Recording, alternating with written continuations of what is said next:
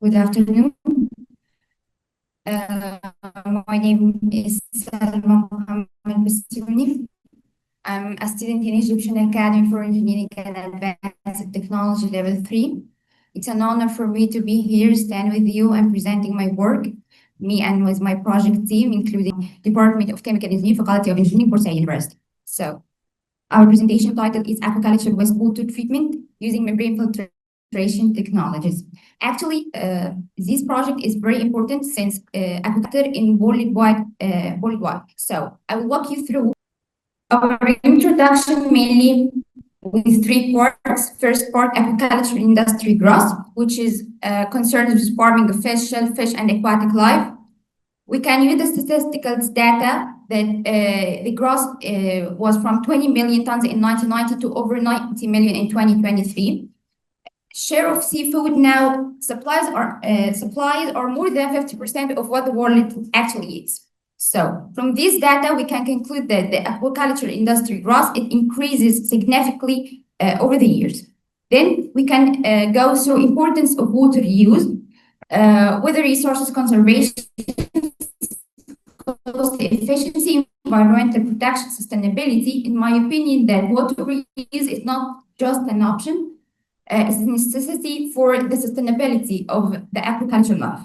Then environmental impact. If wastewater is remained untreated, the environmental impact could be severe, oxygen or spread diseases.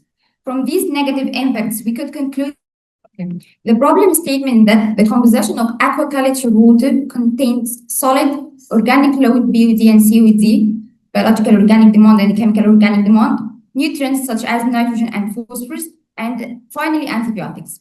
This composition makes that aquaculture wastewater is a source of pollution that needed to be treated using membrane filtration technologies. From this graph, we could see that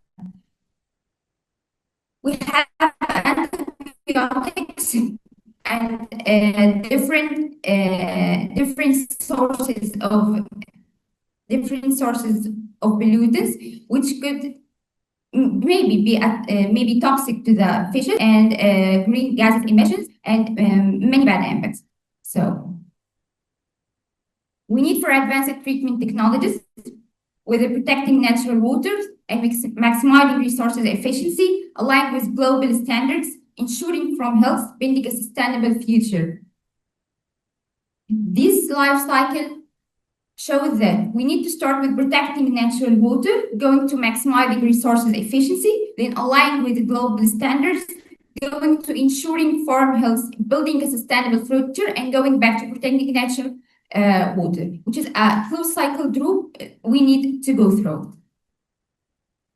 Objective of the review we are talking about, we need to evaluate pollutant load, whether it's CS, BOD, ammonia, or antibiotics.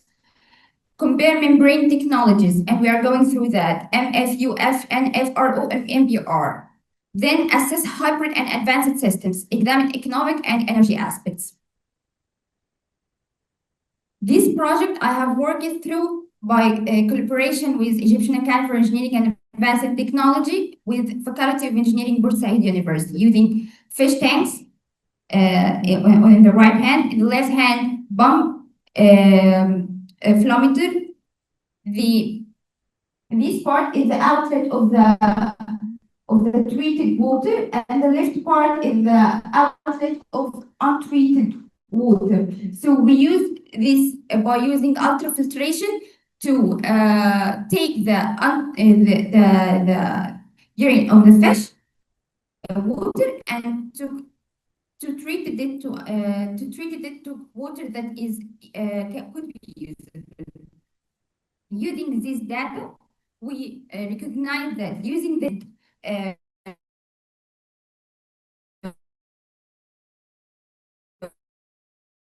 water treated, and when we put cellulose with different concentrations from 0.1 to 0.5, the percentage of treatment going up to 97%. So this graph show membrane form. We have two valuable streams with a higher profile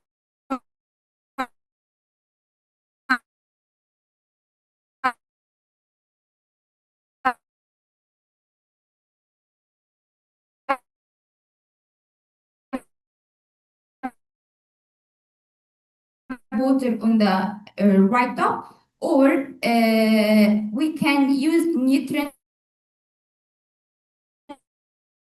recovery, as you can see in the table. Ammonia, we can here have two nutrients recovery. Strategy is ammonia spreading to recover ammonia, or phosphate recovery. For nanofiltration and reverse osmosis RO, nanofiltration could eject rates up to 99% of salts, while reverse osmosis up to 99% of all salts, including monovalents. Also for sustainability for water reuse, it could be used permanent in distillation, removal of suspended solids, while reverse osmosis applied in water reuse, pathogens removed. The key challenges we have: membrane fouling. Membrane fouling can lower the efficiency from 15 to 30%. Also, cleaning and maintenance. Economic factors. We can high capital cost with $1,000 meter cubic per day, which is a very high capital cost. We have many advantages and opportunities. Novel membrane materials, anti-fouling technologies, hyper-treatment system, energy efficient design. Also, we have a lot of opportunities we can work through: water use in aquaculture, circular economic integration, scalable decentralized system, market expansion. Sustainability and the future perspective. We are working on, in the future, looking forward for powering the future using panel systems or clean resources of energy, smart decisions through full evaluations by applying life cycle, enabling policies for the change. Finally, we can conclude that membrane technologies, MF or UF, NF, RO, or MBR demonstrate from 85% to 99% removal of suspended solids, while 70 to 90% turbidity and microbial reduction.